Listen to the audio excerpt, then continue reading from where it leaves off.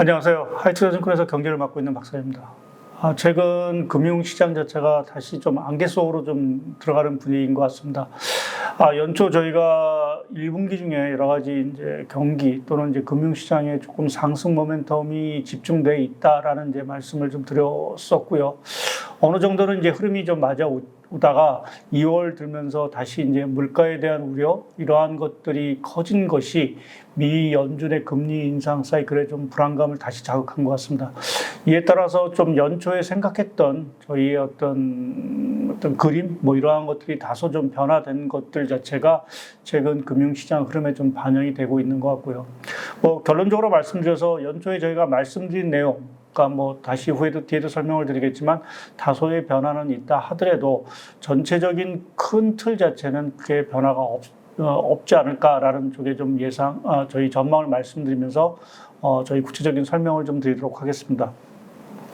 일단 저희가 연초에 말씀드렸던 여러 가지 모멘텀, 특히 이제 미국의 물가라든지 금리 모멘텀, 또 유럽 경기, 또 중국 경기, 또 달러 같은 경우는 사실상 어찌 보면 이제 미국 금리와 사실은 연동이 됐다라고 좀 봐야 될 것 같습니다. 이러한 상황에서 저희가 예상했던 그림과 사실은 좀 맞아가는 그림은 사실 유럽 경기 모멘텀 자체가 상당히 좀 강화되고 있다라는 부분. 그러니까 연초에 유럽 경기가 조금 경기 침체를 회피하면서 좀 빠르게 경기가 좀 반등하고 있다라는 부분 자체는 상당히 좀 긍정적인 부분들인 것 같고요. 아무래도 좀 글로벌 경기 흐름에 있어서 게임 체인저 역할을 좀 하는 그러한 모습을 좀 보이고 있습니다. 또 한 가지 이제 중국 경기 모멘텀인데요. 연초 이후에 좀 살아나는 어떤 분위기긴 하지만, 기대보다는 못 미치고 있다는 게 절대적인 평가라고 좀 봐야 될 것 같습니다. 그럼에도 불구하고 3월 달부터 중국의 어떤 리오프닝 효과, 이러한 것들은 다시 강화되지 않을까라는 쪽에서 저희가 그렸던 중국 경기의 모멘텀 역시 아직은 좀 유효하다라는 쪽에 좀 말씀을 좀 드리겠습니다. 다만, 그러니까 저희가 조금은 이제 어떤 전망이 좀 잘못됐다라고 이제 말씀을 드릴 수 있는 부분 자체는 아무래도 미국의 물가 흐름 자체가 상당 부분 둔화 흐름을 이제 기조적으로 보일 거다라는 부분, 그것이 이제 2월 초 파월 의장이 FOMC 회의에서 이제 디스인플레이션이라는 용어를 쓰면서까지도 이제 물가 압력 둔화를 사실은 이제 인정했던 부분 자체가 2월 달 들어와서 미국 경기 지표가 워낙 좋고 또 각종 그 인플레 압력, 특히 이제 서비스 물가 자체가 잘 잡히지 못하면서 다시 이제 물가 자체가 재반등하는 이러한 흐름들 자체는 연초에 저희가 3월 정도에 미국의 금리 인상 사이클이 종료되지 않을까라는 어떤 생각을 했는데, 그것이 일단은 한 6월 정도까지도 지연될 수 있다라는 부분이 결국 글로벌 금융시장에 조금은 악재로 좀 작용한 것 같습니다. 이러한 금리 인상 사이클의 지연이라는 부분 자체가 또 한편에서는 달러의 어떤 약세 흐름 자체를 상당히 지지해 오다가 결국 미 연준이 금리 인상 사이클을 조금 빨리 조기에 중단하지 않을래라는 어떤 기대감 자체가 다시금 좀 달러를 좀 강세 쪽으로 되돌리면서 글로벌 자금 흐름에 있어서도 다소 좀 변화를 준 부분들이 있는 것 같습니다. 그럼에도 불구하고 사실은 미 연준의 금리 인상 사이클이 상반기에 중단될 수 있다라는 부분, 또 거기에 따라서 달러 흐름 자체도 다시 약세가 재개될 수 있다라는 부분은 2분기 경기라든지 금융시장 흐름에는 긍정적으로 좀 작용하지 않을까라는 쪽에 좀 생각을 하고 있고요. 이러한 상황에서 저희가 향후에 미국이라든지 유럽, 또 중국, 또 우리나라의 여러 가지 흐름에 있어서 과연 어떠한 것들을 주목해야 되느냐라는 부분을 오늘은 좀 말씀을 좀 드리고자 합니다. 미국은 두 가지 정도를 좀 강조를 드리고 있는데요. 첫 번째는 아무래도 미국의 금리 인상 사이클과 관련된 부분이 가장 큰 이슈일 수밖에 없습니다. 많은 뉴스라든지 자료를 통해서 아시겠지만 미국의 그 금리 인상 사이클 자체를 가장 잘 반영하는 게 미국의 2년물 국채 금리입니다. 최근 그 미국의 국채 금리, 2년물 국채 금리를 보게 되면 2월 초에 FOMC를 이제 저점으로 해서 최근 흐름을 보게 되면 약 70bp 정도가 상승을 했습니다. 0.7%포인트가 이제 상승을 했다는 거죠. 그러니까 6월까지 저희가 FOMC 회의가 3차례가 있는데 결국 거기서 25bp씩, 그러니까 0.25%씩 3차례의 금리 인상이 있을 거다라는 부분을 이미 채권 시장에는 기본적인 시나리오로 깔고 가고 있는 부분들인 것 같습니다. 그래서 이 시나리오 자체가 결국 앞으로에 흔들리느냐, 그러니까 6월을 넘어서 또 금리 인상 사이클이 더 될 거냐, 아니면 25bp가 아니라 갑자기 50bp를 올리는 이러한 어떤 우려가 사실 재부각되느냐에 따라서 2년물 국채 금리는 현 레벨에서 더 올라가거나 하는 이러한 모습이 나오겠죠. 그래서 만약 그 2년물 국채 금리가 이미 3차례 정도의 금리 인상 사이클을 반영하는 이 2년물 국채 금리가 더 오른다라고 하면 상당히 조금 시장에는 좀 조정의 압력이 될 수 있고요. 반면에 이 3차례 금리 인상 시나리오 자체가 여하튼 2분기에 뭐 물가라든지 고용 지표 자체가 이제 좀 둔화가 확연히 되면서 3차례 금리 인상에 대한 가능성이 낮아진다라고 하면 당연히 2년물 국채는 떨어지겠죠. 그래서 향후 2분기, 특히 이제 3월 들어와서도 저희가 계속 주목을 해야 되는 거는 2년물 국채 금리가 현 레벨에서 더 올라가느냐 아니면 떨어지느냐라는 부분을 좀 저희가 주시해야 될 부분들이 있는 것 같고요. 근데 저희는 아직까지는 좀 물가 압력 자체가 기조적으로 둔화가 될 수 있다라는 어떤 생각을 하고 있습니다. 뭐 여러 가지 이유가 있긴 하지만 가장 지금 문제가 되고 있는 서비스 물가를 좌우할 수 있는 거는 결국 이제 임대료 부분입니다.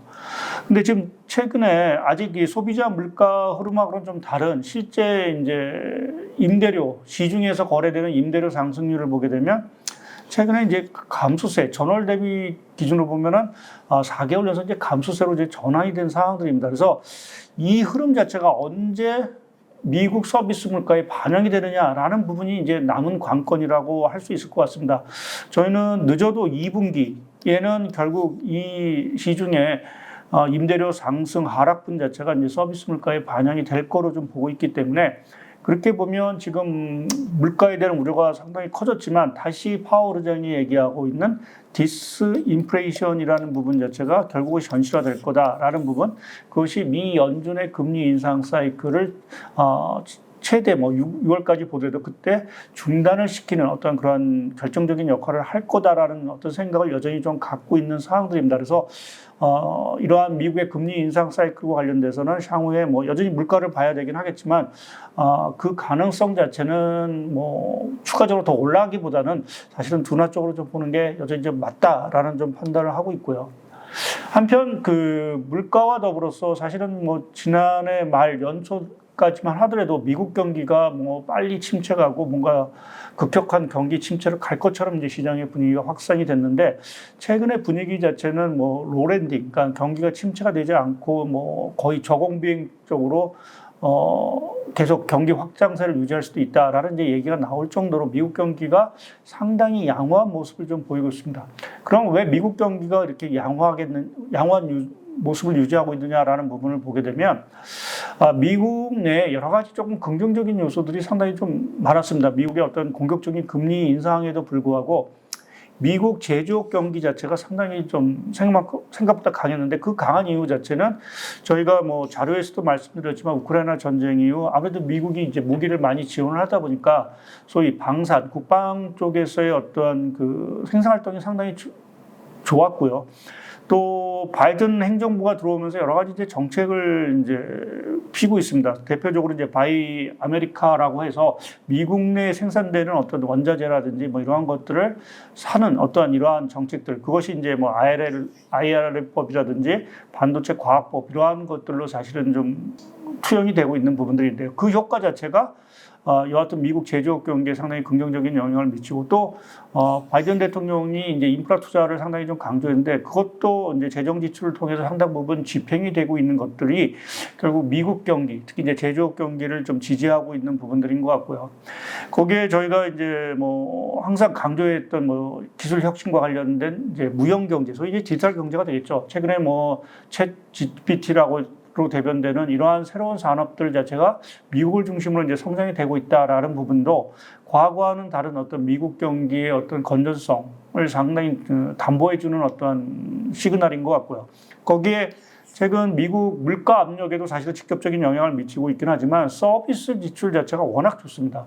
그러니까 이 서비스 지출 자체가 좋은 거는 우리가 말하는 보복 소비, 그러니까 팬데믹 이전 수준으로 복귀하고자 하는 어떤 소비 사이클도 있긴 하지만 또 한편에서 보게 되면 미국의 인구 사이클 자체가 결국 이제 고령화라는 부분도 사실은 이제 진행이 되면서 결국 서비스 쪽에서 반드시 지출을 해야 되는, 뭐 예를 들어서 의료 지출이라든지 이러한 것들이 상당히 늘어난 부분 자체도 서비스 지출 자체가 과거와는 다르게 상당히 견조한 모습을 좀 유지하는 좀 중요한 요인인 것 같습니다. 거기에 이제 고용시장 자체도 상당히 탄탄하다라는 부분 자체가 이제 서비스를 견인하고 있다라는, 지출을 견인하고 있다라는 것 자체가 미국 경기가 당초 예상과는 달리 이제 침체로 이제 빠지지 않는 어떤 중요한 어떤 근거가 되지 않겠느냐라는 쪽에 좀 생각을 하고 있고요. 관련해서 좀 재밌는 차트 하나를 좀 보여드리겠습니다. 저희 이제 철강 애널리스트가 사실은 이제 만든 차트인데요. 최근 들어와서 그러니까 올해 들어와서죠. 올해 들어와서 전 주요 지역의 철강 가격의 흐름을 보게 되면 미국 지역 자체가 유독 사실은 올라가는 그림이 좀 나오고 있습니다. 이 얘기는 앞서 말씀드린 대로 뭐 인프라 투자라든지 또 뭐 리쇼링 효과라든지 또 그린 경제로의 어떤 전환, 뭐 이러한 것들이 같이 맞물리면서 미국의 철강 수요 자체가 상당히 이제 좋아지는, 그러니까 미국 경기가 상당히 좋다라는 부분 자체가 앞서 보여드린 이 철강 가격에서도 사실은 뚜렷하게 좀 나오고 있는 것 같습니다. 그래서 미국 경기의 어떤 침체 가능성, 뭐 여러 가지 지금 장단기 금리 스프레드가 역전이 되고 또 보여드리는 이 미국의 경기 선행 지수 자체가 최근에 보기에는 급격하게 이제 둔화가 되고 있는 이러한 모습을 보게 되면 분명히 어떤 침체 가능성 자체를 저희가 부인할 수는 없긴 하지만 그것이 올해 내에 당장 올 거냐라는 부분에서는 약간은 좀 회의적인 어떤 생각을 가질 수가 있을 것 같습니다. 물론 이제 미 연준이 여기서 더 공격적으로 더 금리를 인상을 한다라면 하반기에 뭐 어쨌거나 좀 충격이 오면서 침체로 갈 수는 있긴 하겠지만 뭐 침체를 들어간다 하더라도 이전과 같이 뭐 어떤 급격한 침체가 아니라 상당히 얕은 경기 침체로 갈 수 있다라고 좀 생각을 하고 있고요. 관련해서 미국 경기 과연 경기가 침체로 진입하느냐 안 가느냐라는 어떤 가장 중요한 판단 지표 중에 하나로 저는 이제 신규 주간 실업 청구 건수를 좀 들고자 합니다. 제가 이 차트에는 역축으로 그려놨는데 이제 올라가는 게 이제 낮은 수치고 내려가는 게 이제 실업 청구 건수가 이제 많아지는 부분들인데 지금 미국의 주간 실업 청구 건수가 20만 건 이하를 좀 보이고 있습니다. 통상적으로 보면 미국이 경기 침체를 들어가게 되면 이 건수 자체가 주간 단위로 보면 30만 후반건 또는 뭐 안 좋을 때는 40만 또 60만 건까지도 사실 늘어나는 어떤 이러한 사례를 봤을 때 아직 절반 수준밖에 되지 않고 있는 상황들입니다. 그래서 향후에 미국 경기 뭐 여러 가지 지표가 있긴 하겠지만 침체를 가느냐 안 가느냐라는 부분을 저희가 조금 사전적으로 좀 알아볼 수 있는 지표, 이것은 아마 주간 실업 청구 건수 자체가 급증을 하느냐라는 부분을 보면 우리가 미국 경기의 어떤 침체 가능성을 좀 판단해 볼 수 있는 것 같습니다. 그래서 미국 경기와 관련돼서 저희가 상반기에 주목해야 되는 지표를 조금 간략하게 두 가지만 말씀을 드리면 앞서 말씀드린 대로 2년물 국채금리 자체가 현 수준에서 더 급격히 올라가느냐 떨어지느냐라는 부분을 한번 주목하시면 좋을 것 같고 경기 침체와 관련돼서 뭐 여러 가지 뭐 장단기 금리 스프레드라든지 뭐 경기 선행 지수도 있긴 하지만 주간 실업 청구 건수를 보면서 사실은 우리가 미국 경기의 어떤 침체 가능성을 좀 판단해 볼 수 있지 않을까라는 쪽, 아무래도 경기 침체가 들어가지 않는다라면 주가의 어떤 조정이라는 부분 자체는 상당히 좀 뭐 크지 않을 수 있는 부분들이 분명히 있을 것 같습니다. 그래서 말씀드린 두 가지 정도를 보면서 미국 주식시장을 좀 대응해 나가자라는 쪽 좀 말씀을 드리겠고요. 관련해서 이제 뭐 미국의 금리 인상 사이클 자체가 다시 이제 장기화되고 또 높은 수준을 계속 유지할 수밖에 없다라는 부분에서 이제 그 영향으로 달러 흐름 자체가 다시 좀 강세로 가는 부분들이 있습니다. 그래서 지난해와 같은 어떠한 소위 말하는 킹달러 현상이 다시 재현되지 않을까. 그래서 원달러율이 최근 이제 1,300원을 이제 넘어섰는데 그게 다시 뭐 1,450원 뭐 이렇게 가는 이러한 흐름이 또 재현되는 것이 아닌가라는 이제 우려감이 있을 수 있는 부분들이 있습니다. 달러의 강세라는 부분 자체는 아무래도 이제 글로벌 자금들 자체가 우리가 뭐 주식시장이라든지 이머징 쪽으로의 어떤 위험 자산으로 가는 흐름에 있어서 상당히 좀 방해 요인이 될 수밖에 없습니다. 그래서 달러의 흐름 자체가 사실은 좀 약세 흐름을 가야 사람들이 좀 편안한 마음으로 이제 주식을 사거나 이머징 쪽으로 이제 자금을 좀 투자하는 이러한 흐름이 나올 수 있는 부분들이 있어서 상당히 좀 중요한 지표 중에 하나인데 결론적으로 말씀드려서 킹달러 현상이 재현될 가능성은 전 시점에서 보게 되면 좀 낮다라는 부분을 좀 말씀드리겠습니다. 그 이유는 뭐 여러 가지가 있긴 하겠지만 제가 미국의 10년물 국채금리하고 이제 미국의 신용 스프레드를 그려놨습니다.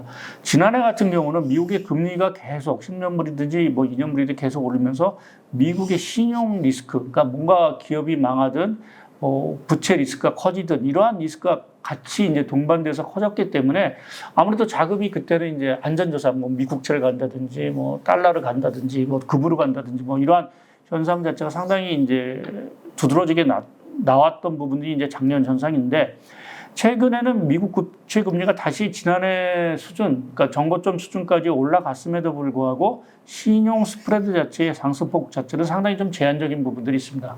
그러니까 지난해와는 달리 뭐 이렇게 뭔가 미국 경기가 크게 흔들리고 또 여러 가지 기업이 도산을 한다든지 하는 리스크 자체가 아직은 두드러지지 않을 수 있다라는 어떤 시장의 어떤 생각들이 있기 때문에, 그러한 생각은 자금의 흐름에 있어서 급격한 변화, 특히 이제 1월 달에 저희가 뭐 외국인 자금이 국내로 많이 들어왔는데 그것이 다시 이탈을 해서 뭐 미국 달러를 뭐 미국으로 간다든지 달러를 산다든지 하는 이러한 흐름으로 연결을 하기에는 아직은 좀 고리 자체가 약하다라고 좀 말씀을 좀 드릴 수 있고요.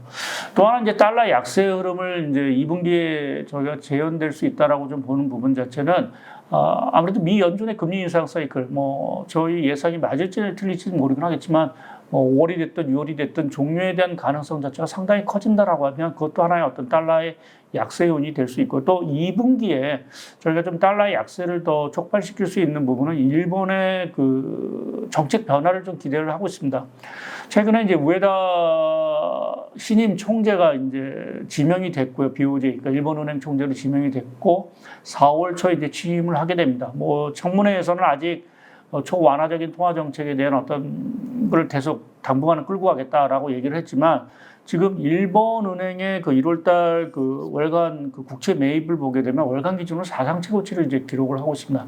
그만큼 이제 그 소위 YCC 정책이라는 장기 수익률 곡선 자체를 0.5%에서 묶어두기 위해서 결국 뭐 미국이 금리를 인상을 해서 뭐 시중에 일본 국채 금리 어떤 상승 압력이 올 때마다 국채를 상당 부분 이제 매입을 해가면서 이제 그거를 유지를 하고 있는데, 상당히 좀 부담스러운 수준까지 사실 있다라고 좀 봐야 될 것 같습니다. 그래서 향후에도 뭐 미국이 여기서 뭐 50bp가 됐든 75bp가 됐든 추가적으로 금리 인상을 할 수밖에 없다라고 보면 일본 은행의 부담 자체도 상당히 커질 수 있다라는 부분에서 결국 뭐 당장 4월 초는 아니도 5월, 6월 갈수록 일본 은행의 이러한 초완화적인 통화 정책 자체는 수정이 되지 않겠느냐라는 쪽이 좀 생각을 하고 있고요. 이제 그렇게 됐을 때 엔화 가치 자체가 상당히 지금 다시 이제 130엔 중반대로 이제 올랐는데, 그것이 다시 120엔대로 좀 떨어지는 모습이 나올 수 있다라는 부분에서 저희가 좀 달러 약세 부분을 좀 생각을 하고 있습니다. 그래서 달러의 흐름과 관련돼서 저희가 주목해야 되는 부분들은 앞서 보여줬던 어떤 신용 스프레드 자체가 여기서 더 급격하게 움직이느냐라는 부분 하나 주목하시면 될 것 같고요. 2분기 들어와서 일본의 통화 정책 방향, 이러한 것들이 또 달러의 어떤 중요한 변수이기 때문에 이 두 가지 정도를 주목하시면 우리가 2분기 어떤 달러 흐름에 있어서의 변화를 예측하는 데 좀 중요한 척도가 되지 않을까 좀 보고 있습니다. 그리고 세 번째 유럽 얘기를 좀 드리겠는데요. 뭐 유럽은 생각보다 뭐 계속 좋다라는 이제 말씀을 드렸고, 또 뭐 주식시장 같은 경우는 지금 사상 최고치 수준에 거의 뭐 유럽 증시 같은 뭐 3에서 한 5% 내외 뭐 정도만 추가적으로 오르게 되면 사상 최고치 수준을 이제 기록할 정도로 증시 자체가 상당히 좋습니다. 증시가 상당히 좋은 부분에 있어서는 우리가 겨울철에 뭐 계속 강조드리는 유럽의 천연가스 가격 자체가 상당히 좀 안정을 좀 찾았다라는 부분 자체가 상당히 좀 중요한 부분들인 것 같고요. 거기에 또 하나 이제 여러 가지 그 유럽의 경제 지표들 자체가 생각보다는 빠르게 좀 돌아서고 있습니다. 화면에 그 이포 지수라고 해서 이제 독일의 경제 어떤 심리 지수로 보시게 되면 좋을 것 같습니다. 우리나라 이제 BSI와 좀 어떤 성격이 약간 좀 유사하다라고 좀 봐야 될 것 같은데요. 이 지수 흐름 자체가 상당 부분 지금 이렇게 보면 경기 호황 쪽으로 이제 다시 돌아가는 모습을 좀 보이고 있습니다. 그래서 전체적으로 유럽의 경기, 특히 이제 독일 경기 자체가 상당히 조금 양호한 흐름을 좀 보이기 시작했다라는 부분 자체는 좀 긍정적인 부분들인 것 같고요.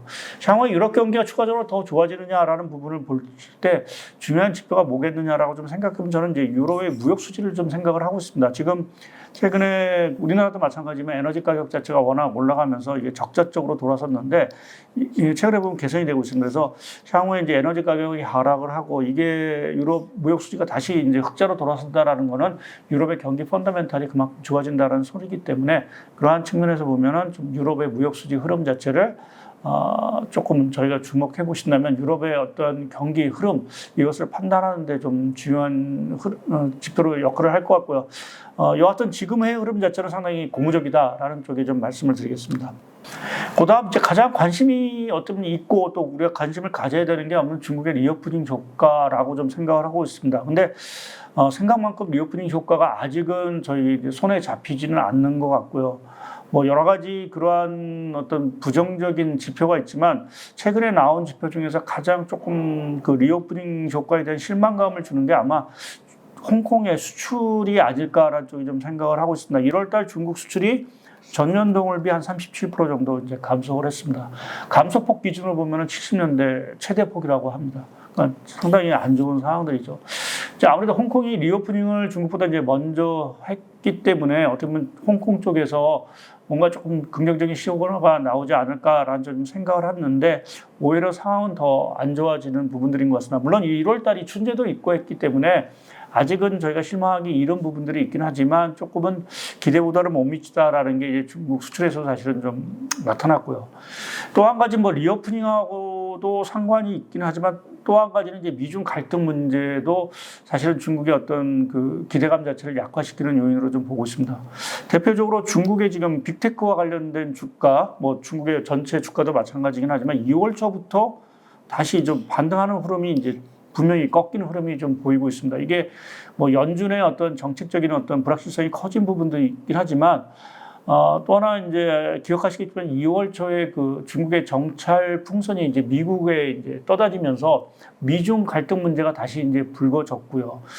그 과정 속에서 이제 투자자들이 다시 한번 이제 미중 갈등에 대한 리스크가 커지다 보니까 중국에 대해서 다시 한번 고개를 이제 갸우뚱거리는 이러한 흐름이 나오지 않았나라고 보고 있습니다.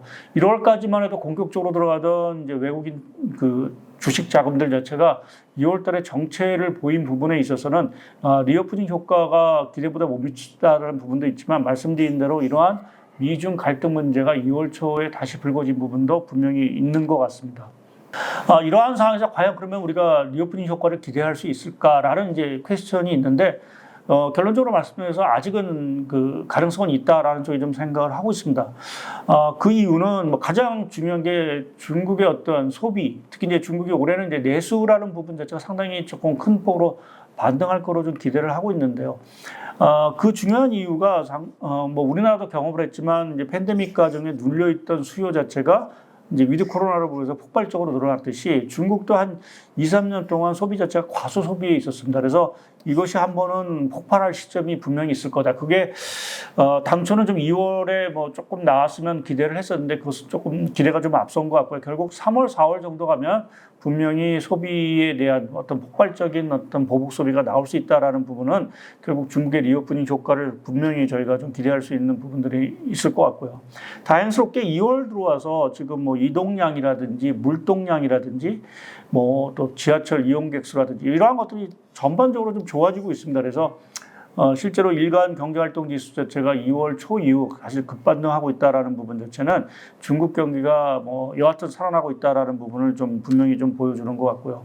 그래서 향후에 우리가 리오프닝 효과 뭐 말만 많이 하는데 사실은 그것을 손에 잡을 수 있는 과연 결정적인 지표가 뭘까라고 보면은 저는 두 가지를 좀 말씀드리고자 합니다. 하나는 이제 BDI 지수입니다. BDI 지수라는 거는 아시겠지만 석탄이라든지 시멘트라든지 철강이라든지 좀 부피가 큰 또 이제 산업용 원자재로 쓰이는 어떠한 그 화물을 나르는 운임지수입니다. 이 운임지수가 오른다는 것 자체는 그만큼 이제 중국으로 이제 각종 원자재가 많이 들어간다는 의미로 저희가 해석할 수 있는 부분들인 것 같습니다. 그래서 이 BDI 지수 자체가 올라간다는 것이 결국은 중국의 실물이 좋아진다라는 의미인 부분들이기 때문에 이 BDI 지수 자체의 흐름을 3월 달에 좀 눈여겨보실 필요가 있을 것 같고 다행스러운 건 최근에 들어와서 BDI 지수 자체가 이제 고개를 들기 시작을 했습니다. 그래서 3월에 이 속도 자체가 가속화된다라고 하면 정말 중국의 리오프닝 효과가 있구나라는 부분을 좀 확인할 수 있는 부분들이 있고요.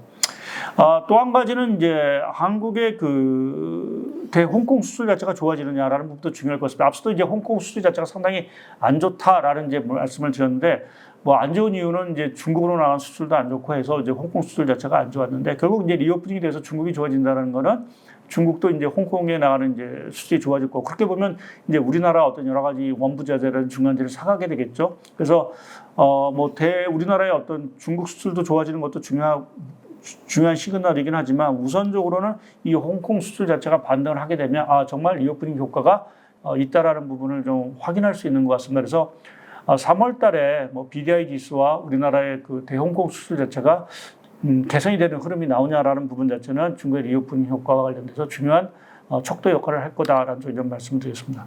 마지막으로 국내와 관련돼서 주목해야 될 게 뭐냐. 앞서 이제 홍콩 수출과 뭐 유사합니다. 결국 중국의 무역 수지 자체가 개선되느냐, 수출이 좋아지느냐라는 부분이 가장 중요할 것 같습니다. 지금 우리나라 무역 수지 적자 폭 자체가 계속 커지면서 국내 어떤 경기라든지 기업에 상당히 부담을 주고 있는데요.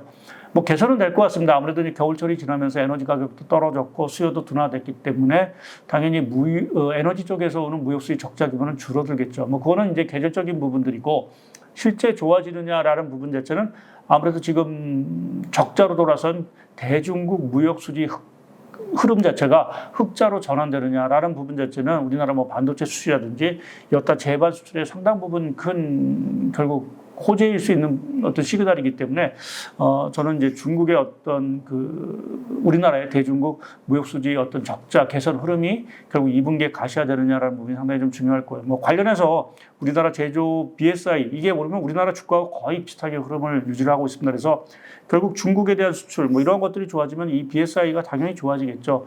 다행스럽게 3월에 조금 이제 꼬리를 들긴 했습니다. 그런데 3월 예상 지표가 꼬리를 들긴 했는데 이 같은 조금 상황은 더 봐야 된다는 부분에서 관련해서 중국에 대한 부분, 그러니까 중국에 대한 중국의 리오프닝 효과가 중국에도 중요하지만 결국에서는 우리나라 어떤 경기, 증시 또 외국인 자금 흐름 또 환율에도 사실은 큰 영향을 좀 미치는 변수이기 때문에 우리가 중국과 관련된 변수 자체가 상당히 좀 2분기에 좋아지느냐라는 부분을 주목해 볼 필요가 있을 것 같습니다. 뭐 앞서도 말씀드렸듯이 당초 저희가 전망한 거와 야소 좀 어긋나는 부분들이 분명히 있습니다. 그런데 그것이 전반적인 어떤 전망 자체를 뭐 기조적으로 흐트리는 부분들은 아니고 다소 좀 지연이 됐다라는 관점에서 여전히 2분기 뭐 경기라든지 주식시장의 어떤 상승 모멘텀 자체는 여전히 좀 유효하다라는 좀 생각을 갖고 있고요. 오늘 말씀드린 뭐 국가별 또 지역별로 저희가 주목해야 되는 어떤 변수들에 대해서 조금은 좀 주목을 하시면서 시장을 대응해 나가면 좋을 것 같습니다. 예, 이상으로 오늘 2분기 경기와 또 주식시장의 흐름에 있어 중요한 영향을 미칠 변수에 대해서 좀 설명을 드렸습니다. 끝까지 설명을 드려서 감사드리겠고요. 다음에 또 좀 더 좋은 자료를 가지고 찾아뵙도록 하겠습니다. 감사합니다.